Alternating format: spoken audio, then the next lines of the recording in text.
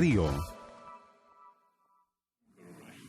Buenas noches, queridos amigos, bienvenidos a Quien Tiene la Razón. Llegamos al viernes, al final de la semana, una semana que empezó movida, enfrentamientos entre Ejecutivo y Legislativo. Las cosas se han ido calmando, como siempre, el caos se regresa al río. No sabemos si se va a desbordar la próxima semana, probablemente sí, pero la vida continúa y hay todavía muchísimo trabajo que hacer en nuestro país. Y sin embargo, insistimos en entraramparnos en discusiones que no nos llevan a ninguna parte. Lo que acabamos de ver ha generado muchísima polémica, porque el grupo que lo ha protagonizado es polémico, pero porque además ya creo que se están de alguna manera revelando ciertas afinidades entre determinados colectivos que reclaman derechos sociales y determinados partidos políticos que quieren abrazar esa bandera.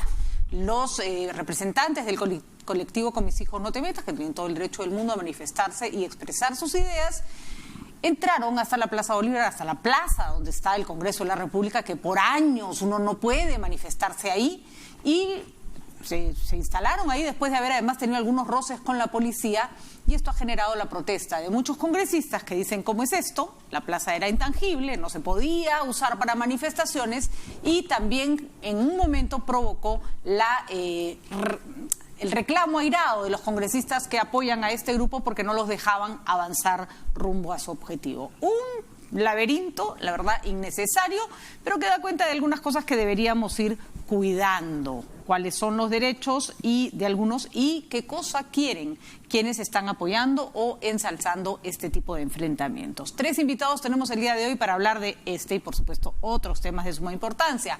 Jorge del Castillo, congresista de la República. Jorge, ¿cómo estás? Bienvenido. Antero Flores Arauz, expresidente del Congreso, quien además me ha contado que él fue el que impidió que la plaza se siga usando como lugar de manifestaciones. Y el doctor Óscar Urriola, expresidente del Tribunal Constitucional. Muy buenas noches, queridos señores. Gracias por acompañarnos. Patricia.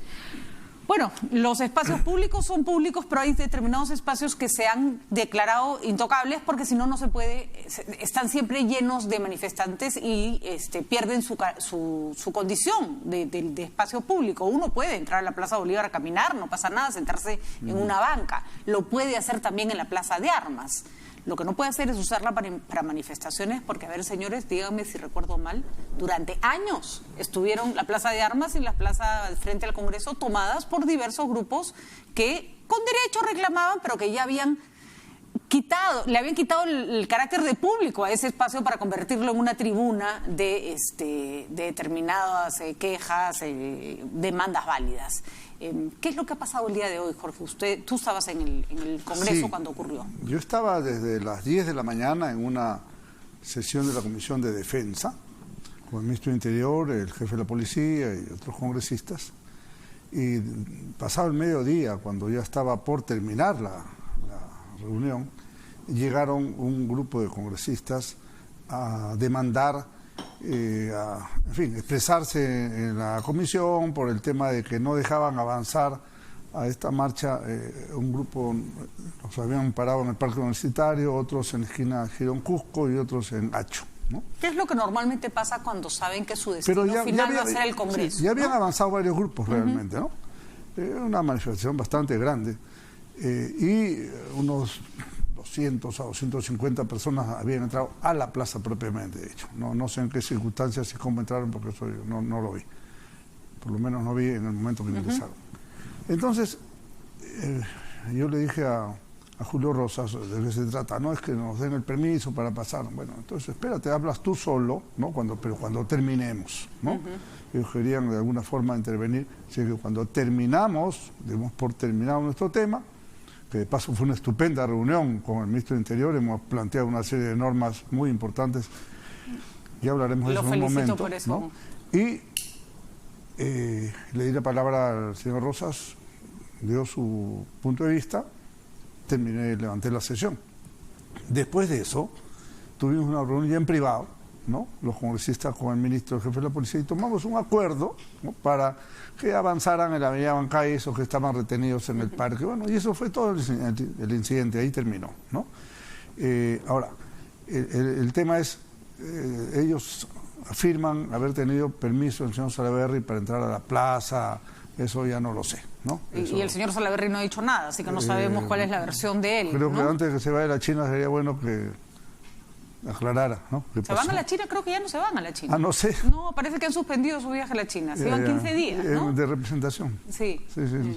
No estoy muy segura. Ahorita te confirmo. Se han quedado sin viaje. A ver, ahí hay dos cosas. Primero, yo creo que hay parlamentarios, grupos políticos determinados que apoyan determinadas demandas sociales. Eso está bien, eso no está prohibido. Sí, claro. Lo que pasa es que al final ya se puede convertir un poco como tener incluso visos proselitistas. Si un congresista, me parece que una cosa es que apoya a un grupo que tiene determinadas ideas y otras cosas es que irrumpa en una sesión de la Comisión de Defensa a increparle al ministro del Interior que por qué sus amigos de la marcha no pasan. O sea, yo pongo simplemente las cosas de otra manera. Los comuneros de las Bambas queriendo llegar al Congreso y los congresistas de izquierda entrando a reclamarle al ministro. ¿Ustedes saben la que se hubiera armado? Sí. ¿Ustedes saben la de gritos que estuviera pegando un montón de gente? O sea, no es espacio y no es la forma. No sé qué piensa Antero. Según me han informado, porque tú como comprenderás, yo estoy trabajando y no estoy prendido en la televisión.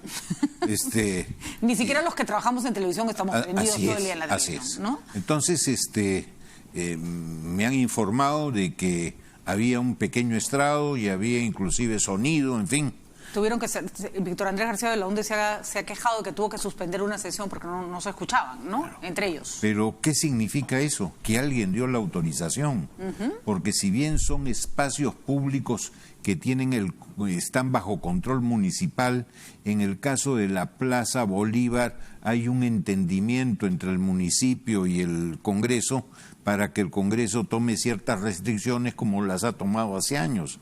Hace por lo menos 10 años, 12 años, 13, que ya no había este tipo de cosas. Costó mucho trabajo.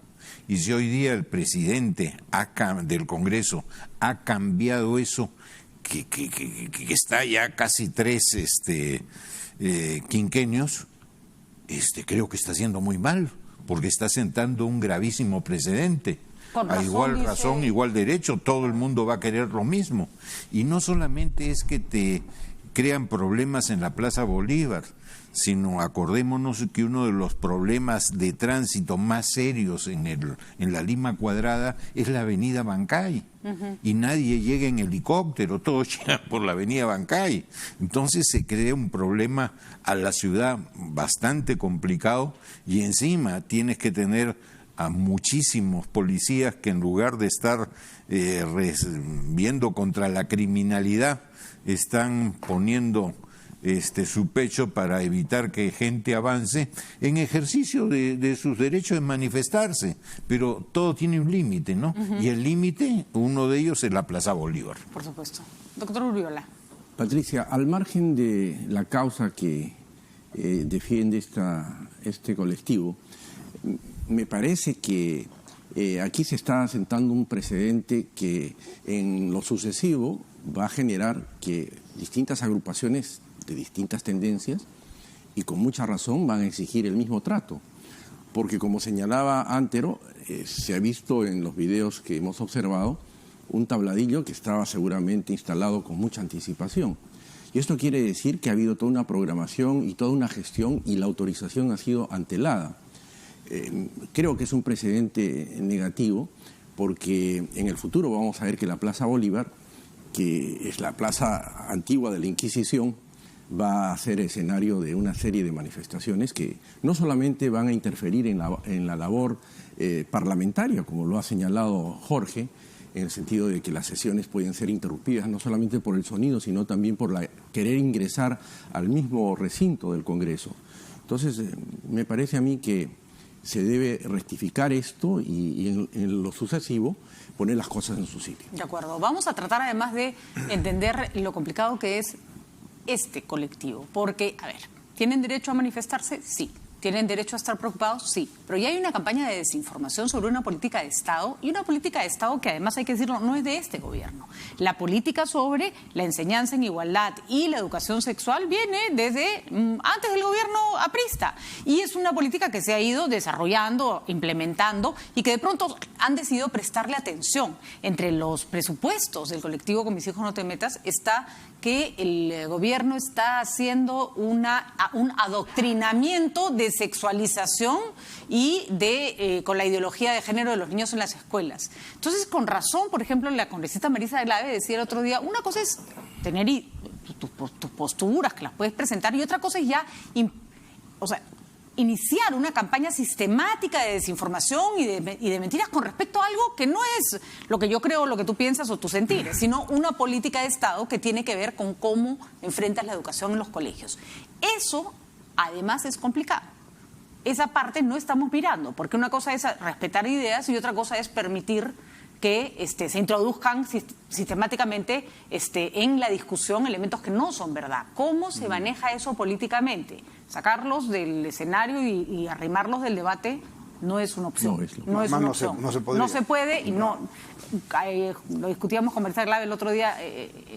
Europa tiene que lidiar con ultraderechistas, tiene que lidiar con neonazis. Así es la vida. O sea, hay veces te tocan grupos extremistas con los que tienes que pero las ideas se combaten con ideas y eso hay que hacer. ¿Qué hay que hacer? Porque claro, la respuesta natural a esto ha sido el congresista de la UNDE diciendo, entonces ahora la marcha del orgullo gay también va a llegar hasta el Congreso. Sí, me parece válido. Ya, pero con eso nos tiramos una marcha encima de otra y no resolvemos nada, claro. ¿No?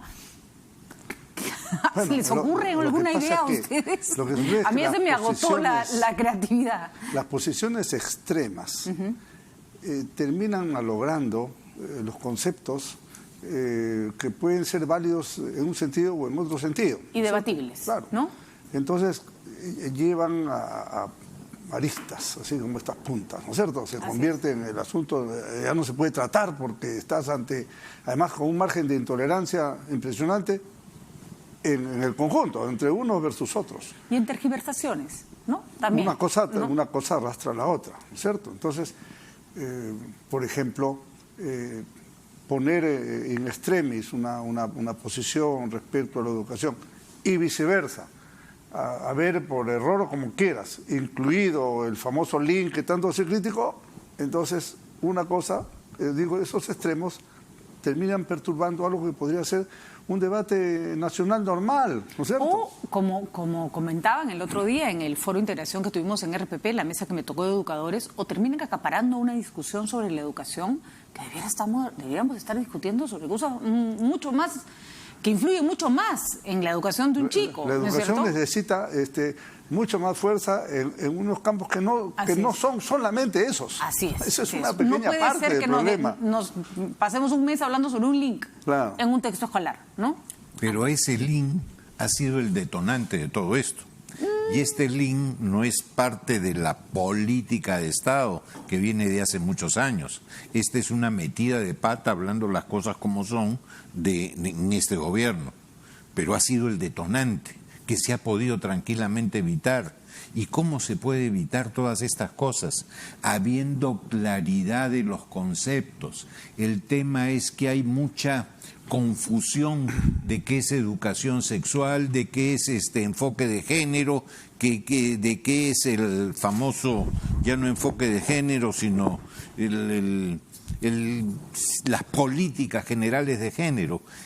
Ha salido inclusive hace un reglamento, hace aproximadamente 3 meses, que es contradictorio en las definiciones. Si hubiera una definición clara de lo que es cada cosa, se podían evitar muchas confusiones y muchos problemas. De acuerdo. Ahora, también es verdad que estamos como en una época de transición. O sea, hay muchas cosas que hace 10 años eran inaceptables, impensables, ¿no? Y que hoy día se consideran que, o sea, el mundo cambia, ¿no? Por supuesto, es dinámico. Así es, y las transiciones no son sencillas de asimilar.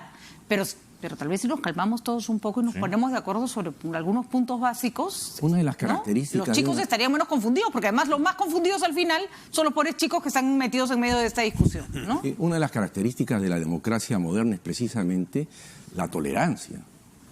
La intolerancia es lo que no debemos aceptar, porque en una democracia van a haber distintas tendencias sobre distintos conceptos. Y uno de los problemas que tenemos actualmente sobre este tema de la identidad de género no va a llegar al consenso, porque de todas maneras van a haber posiciones contrapuestas, pero tenemos que actuar en democracia con absoluta tolerancia, respetar las ideas y las determinaciones de los demás.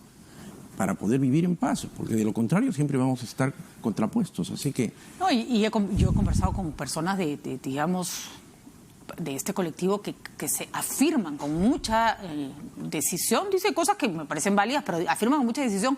Por ejemplo, en los textos escolares promueven, incitan y exageran la necesidad de la masturbación femenina.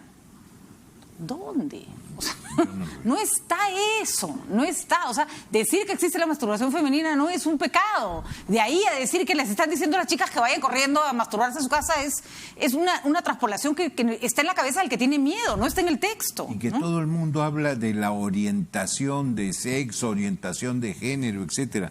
Yo lo que veo es una desorientación general. ¿Por qué? Por no definir las cosas claramente y determinar qué es cada cosa y qué se debe entender. Bueno, pero también es verdad que ahora, antes que un chico fuera a manifestar o sea, el hecho de ser gay en un colegio era impensable. Impensable. Lo hacían puré, ¿no? Y gays han existido en los colegios desde que el mundo es mundo.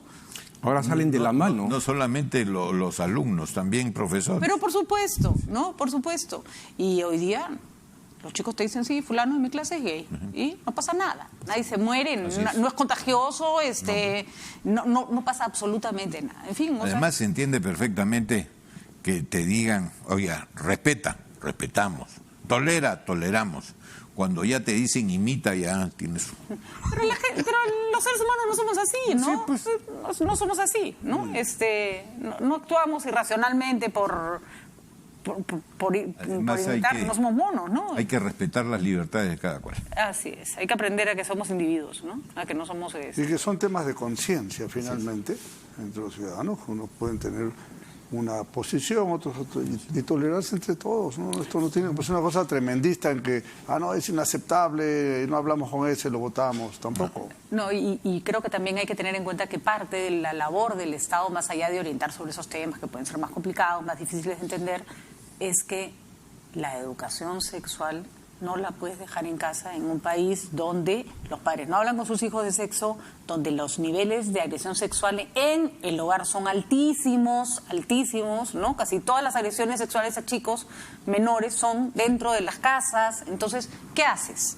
Tienes pues que asumir tu rol de cuidar al chico, explicarle al chico, protegerlo. Hay ¿no? que evitar los sesgos. Eso es lo que mata el tema, los sesgos. Hay que ser, yo estoy absolutamente de acuerdo con la educación sexual, pero tiene que ver. O sea, si tú te encuentras con un profesor ultraconservador, va a tirar para su lado, ¿no es cierto? Si lo pones uno más liberal, se va al extremo. Hay que ir ni tan cerca que queme, ni tan lejos que no alumbre. Por supuesto. Y hay que enterarnos que los chicos hoy en día están bien informados. O mal informados. Pero informados están. Y por último entran a internet y ven todo lo que no les dicen ni los papás ni los profesores. Exactamente. Así que la cosa es bastante más compleja de la que nos quieren hacer ver. Bueno, ojalá que nos sacudamos un poco de estas discusiones de quién entró a dónde, ¿no? Y de poner carteles en la vía expresa que no ayudan sino confunden, y podamos tener discusiones más sensatas como las que ustedes, por supuesto, me han ayudado a comprender ahora. Por si acaso, para Jorge, sí han cancelado el viaje a la China.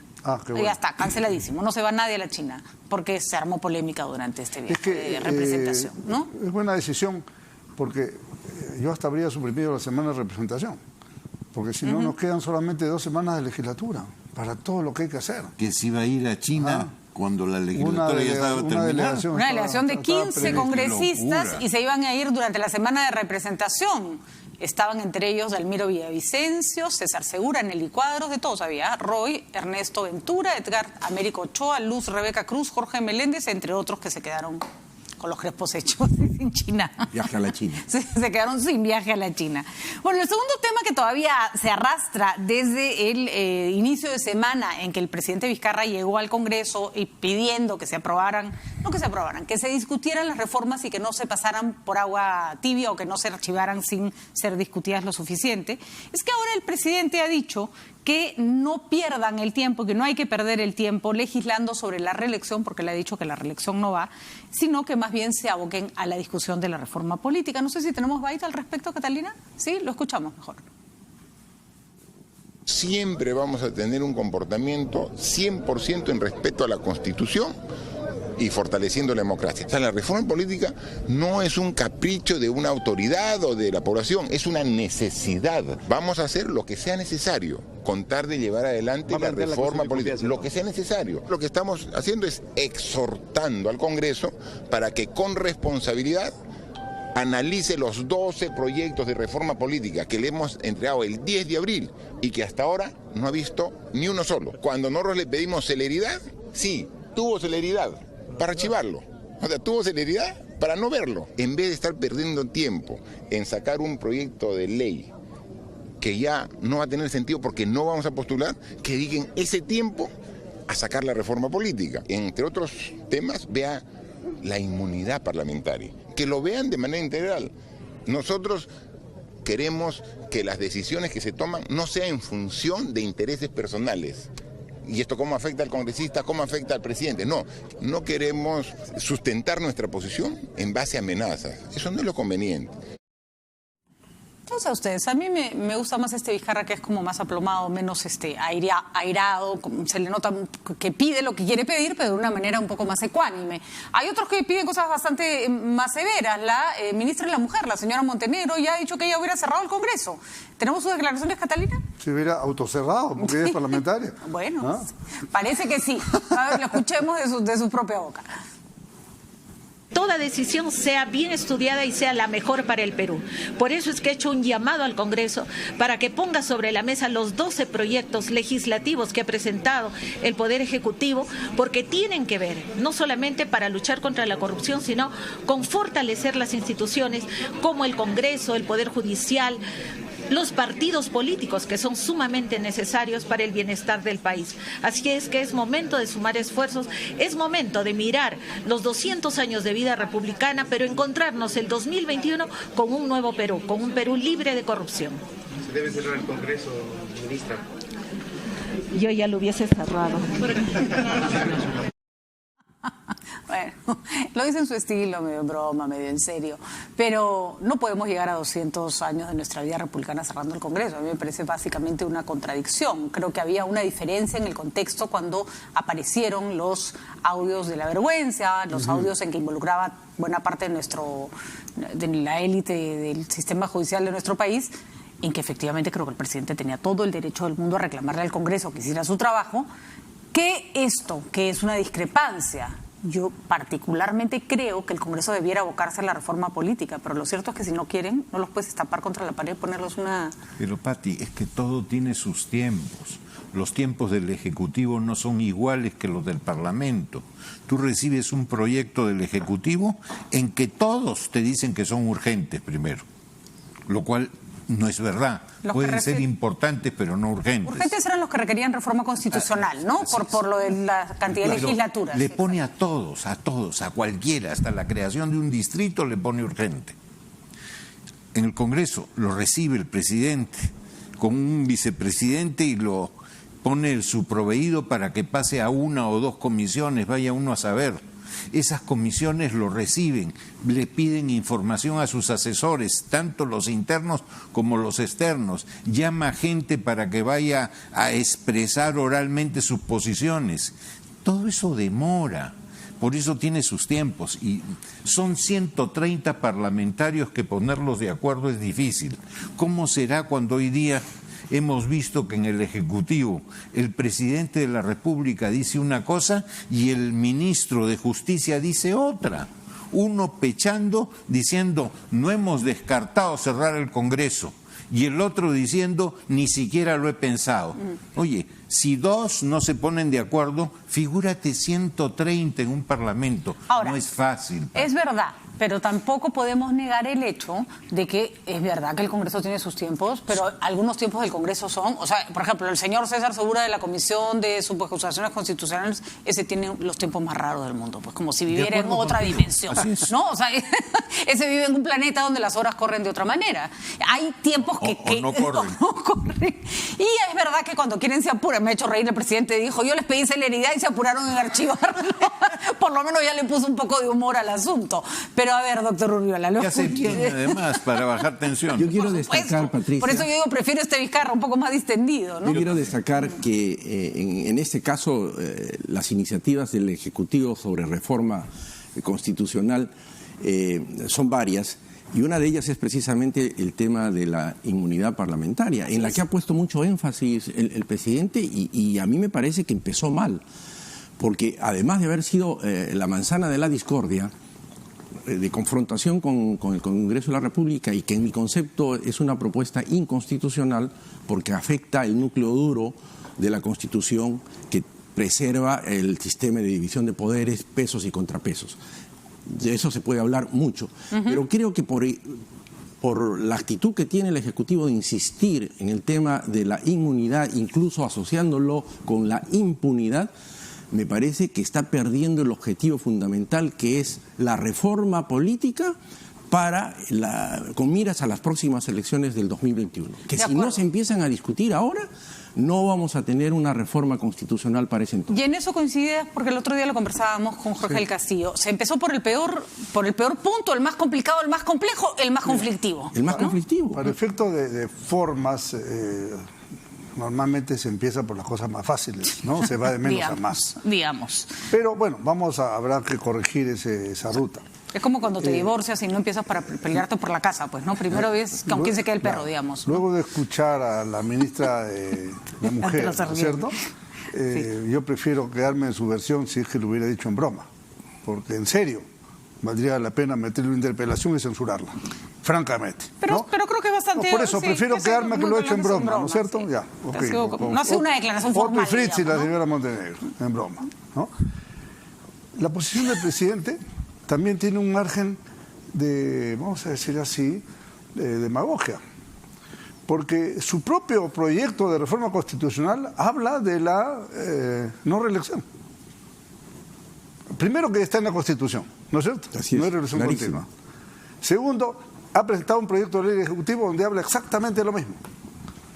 Y el proyecto de la señora Aramayo, que es el que tanto les preocupa, siendo de una sola congresista, que no tiene autorización de su grupo, tiene las mismas palabras que el proyecto del Ejecutivo. Así que está ahogando en una taza de agua.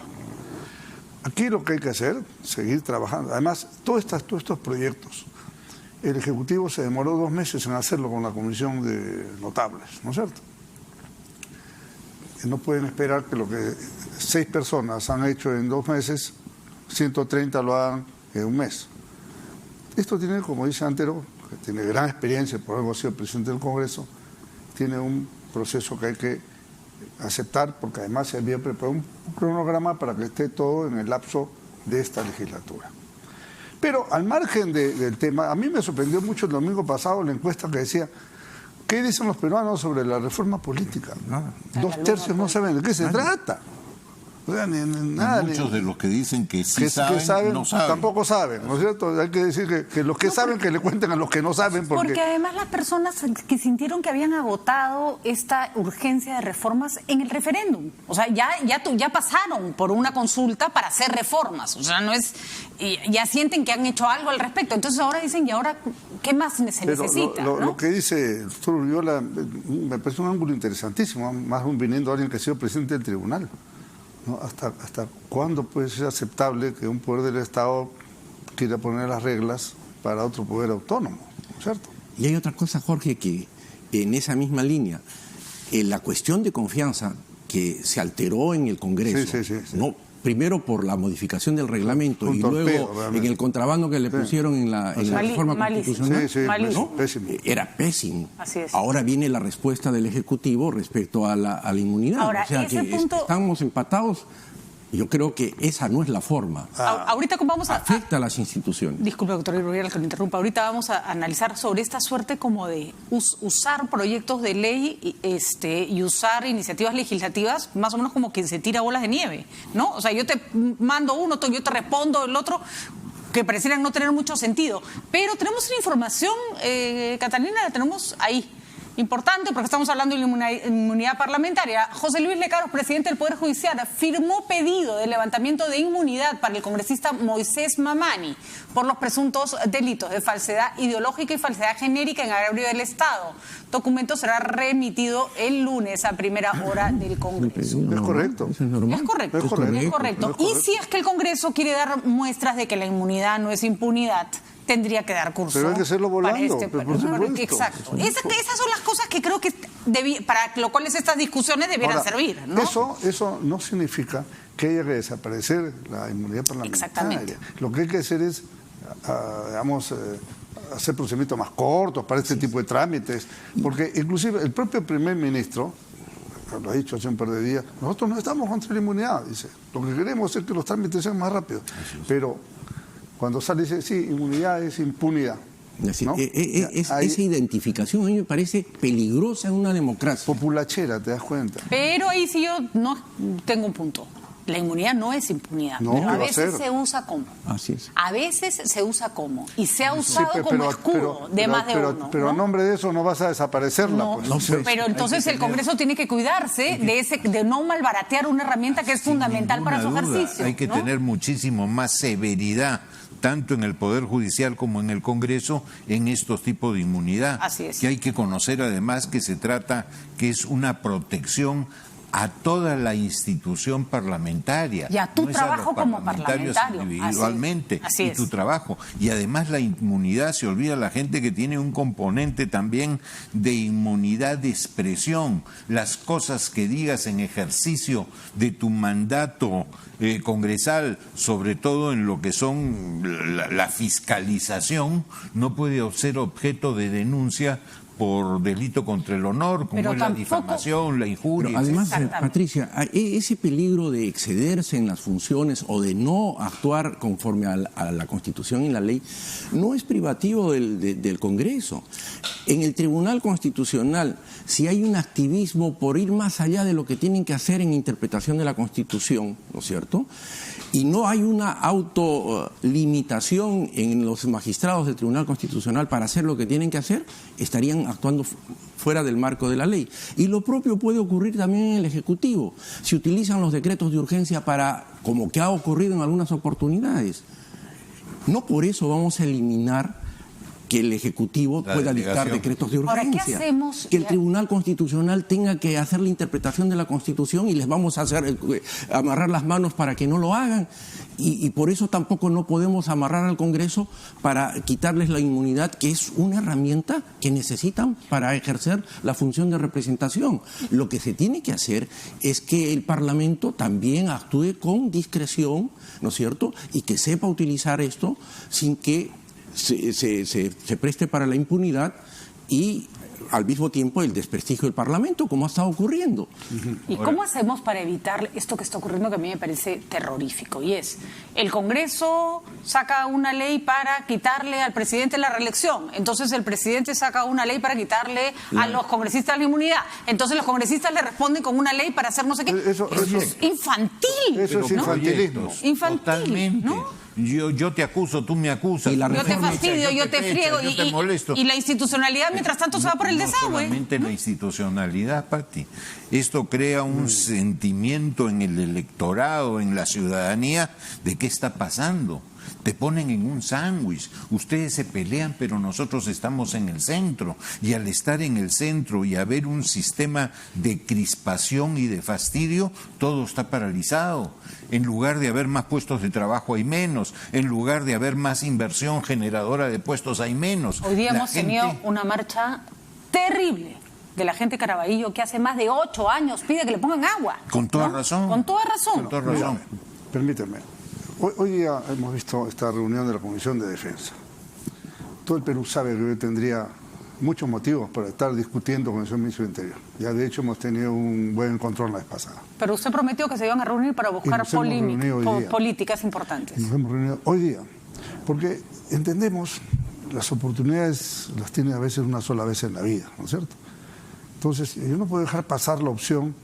Veo, el tema de la inseguridad ciudadana es el primer problema del país, lo ha dicho el propio ministro Díaz y las encuestas así lo reflejan. Entonces nos vemos obligados a buscar niveles de entendimiento. tengo discrepancias, bueno, ponlas al costado, vamos a sentarnos un rato en la mesa a resolver un tema nacional. Entonces hemos presentado un paquete de normas pequeñas, ¿no?, con 5 disposiciones. Ellos también han presentado 5 temas, los menciono. Ley de ciberseguridad, ya está presentada. Una ley de protección policial para empoderar al policía en su autoridad. Serenazgo municipal, cosa que aunque parece mentira, el serenazgo por todas partes, pero no hay ley, ¿no? Esto es un tema más discutible, la protección del domicilio, la doctrina del castillo por los efectos de la protección del hogar, y una ley de lo para... que ha hablado mucho y ha escrito Jorge, ese embajador. Me pasaste la nota, la ley, muy importante. Colunge. Fernando Respiliós y otras personas han hablado del tema. Y una ley para sacar las armas de la población, que es muy importante. Claro, que se ha tratado de hacer y nunca se ha concretado. Entonces, ¿no? Tenemos esto, el ministro está de acuerdo con esto, y la idea es, yo le voy a pedir al presidente del Congreso, cuando tengamos todos estos dictámenes, que haga una sesión para la seguridad ciudadana. Y tratamos todos esos proyectos, porque la gente necesita un shock en favor de la defensa de su seguridad. Justamente ahora vamos a conversar con Ricardo Valdés, que es sido viceministro del Interior, para que nos cuente la cantidad de cosas que se han quedado a medias de implementar, que ya deberían estar funcionando, que hubieran ayudado, que temas de cámaras, por ejemplo, de videovigilancia, que estaban listas para que se implementaran y que se han quedado incluso a veces hasta con los presupuestos asignados. Hay cosas por hacer concretas que se necesita que todos estén trabajando juntos. Antes de pasar al último tema, que es un comentario corto sobre la información que ha salido sobre Luis Castañeda Alonso, no podemos discutir mucho porque no tenemos más información. Sí me gustaría reconocer que Jorge del Castillo presentó una ley para la salud mental que ya se aprobó, y la verdad se lo agradezco en nombre de todas las personas que vemos todos los días que luchan contra sus problemas de ansiedad, de depresión, que se está convirtiendo en uno de los problemas más comunes y que no tienen ni el dinero, ni los recursos, ni la forma para afrontar algo que es tan enfermedad como tener tuberculosis, o como tener gripe, o como tener dengue, o como tener cualquiera de esas La ministra de Salud estuvo en Ginebra en una reunión de la Organización Mundial de la Salud y ha sido felicitada porque el Perú sacó la ley de salud mental. Así es que esto es una gran cosa, yo creo que es una de las mejores leyes del Congreso en estos últimos tiempos. Me parece que se establece que las aseguradoras también, las privadas tienen que cubrir. Y hay un trabajo importante que hacer para que los medicamentos, que además que los medicamentos que cubren enfermedades psiquiátricas son carísimos. Es el primer drama de las personas que tienen. La ley obliga a que todo el sistema de farmacia, empezando por el Estado, tenga un lote mínimo, que por eso es 30-40% de genéricos de salud, de calidad, ¿no?, para temas psiquiátricos. Pero igual hay que ver por qué seguimos comprando los medicamentos más caros de la región. Claro, es una cosa que es de locos. Pero si entramos a los genéricos, mira, es como un genérico puede costar 10 centavos, ¿no?, y el de marca cuesta 50 soles. Así es la diferencia. Muy bien, haciendo la cosa menos seria, ¿tú sabes por qué Jorge presentó ese proyecto? Porque vio a muchos de sus colegas y dijo: acá lo que se requiere es psiquiatras. Va a echar gotitas en los cafés, Bueno, pero además eso va a generar un círculo virtuoso, porque muchos profesionales de la salud mental no entregan facturas, no entregan recibos. Bueno, pues ahora van a tener que entregar todos, ¿no? Funcionaba mucho el sector privado, ¿no? Y yo creo que, y más bien yo tengo que decir acá, no es que yo... ¿Cómo funciona esto? Yo veía que una violación, una ley subiendo las penas, esa no era la solución. Los feminicidios, entonces, los suicidios. Están confundiendo todos con homicidios. Claro. Vamos a la raíz del tema, ¿no? Y la raíz del tema era esto. Entonces yo convoqué un grupo importante de profesionales. El doctor Joel Salinas, uno de ellos, el doctor Yuri Cutipel, director de salud mental, y otros profesionales del primer nivel de la psiquiatría del Perú y de la psicología.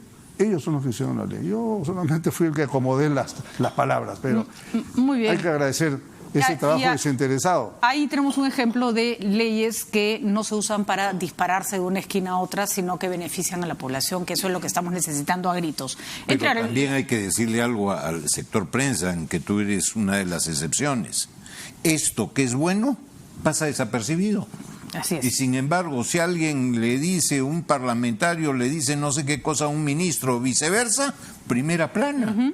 Pero esto, que es bueno para todos, no. Mira, nosotros hemos tenido a la ministra de Salud temprano. En la mañana, en Por eso te ampliación, dije han excepción. tratado el tema. Renato ha estado hablando del asunto, ahora tú, Patricia.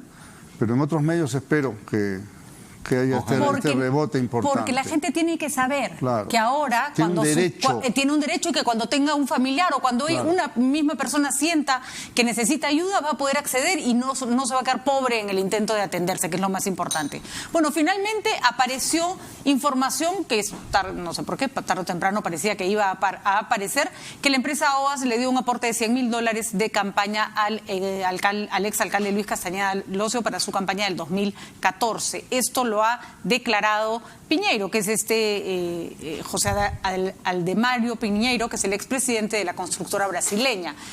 Creo que lo que se está demostrando es que mientras hablan más empresas, empiezan a saltar otros actores, ¿no? OAS claramente tenía una relación con los municipios bastante más estrecha. El alcalde Molina, el alcalde de Miraflores, ya renunció a Solidaridad Nacional a raíz de esta información. Así que su opinión rapidita está, ahí tenemos el comunicado del señor Luis Alfonso Molina Arias, alcalde de La Molina. Es un buen alcalde.